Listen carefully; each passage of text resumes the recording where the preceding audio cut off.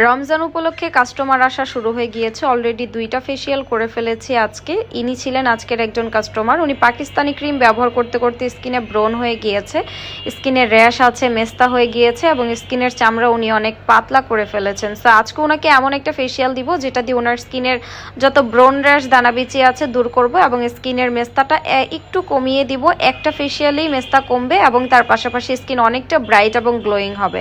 Just দেখেন, আমি মাত্র ওনাকে একটা ক্রিম দিয়ে জাস্ট মাসাজ করে দিয়েছি, এতে করেই দেখেন স্কিনটা কত বেশি গ্লোয়িং হতে শুরু হয়েছে এবং মেস্তাটা কিন্তু মাঝখান থেকে অনেকখানি উঠে গিয়েছে।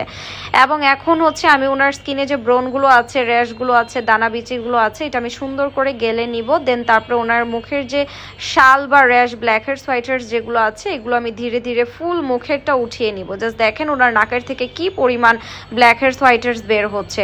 যখন এইটা দিয়ে একটু গালবো তখন কিন্তু নাকের পাশটা একটু লাল হয়ে যায়, কেউ ভয় পেয়ে যাবেন না। দেন তারপরে হচ্ছে ওনার স্কিনে আমি একটু স্ক্রাবিং করে দিব। ওনার স্কিনে কোনো লোম ছিল না, তাই উনি লোম ফেলেনি। দেন আমি হচ্ছে স্ক্রাবিং করে দিব। দেখেন পুরো মুখের গেলে দিয়েছি, তাই স্কিনটা একটু লাল হয়ে আছে। তবে এটা ফেসিয়ালটা করার পর জাস্ট একটু দেখেন যে ওনার কিন্তু অনেক বয়স্কের ছোপ পড়ে গিয়েছিল মুখে, বাট এই ফেসিয়ালটা করার পর ওনার স্কিনটা কি পরিমাণ ইনস্ট্যান্ট গ্লো করছে এবং ওনার স্কিনে কিন্তু মেস্তাটা অনেকটা লাইট হয়ে গিয়েছে। আজকে এই ফেসিয়াল কম্বোটি দিয়েই কিন্তু এই ফেসিয়ালটা আমরা করে দিয়েছি এবং জাস্ট আপনারা রেজাল্ট দেখেন যে ওনার স্কিন আগের তুলনায় অনেকটা গ্লোয়িং এবং ব্রাইটেনিং হয়েছে। এবং আমি তাকে এই সানস্ক্রিমটা মেখে দিয়েছি যাতে তার স্কিনটা খুব বেশি ভালো থাকে। সে সানস্ক্রিন ব্যবহার না করতে করতে তার স্কিনের এই অবস্থা হয়ে গেছে এবং এটা হচ্ছে ফাইনাল রেজাল্ট।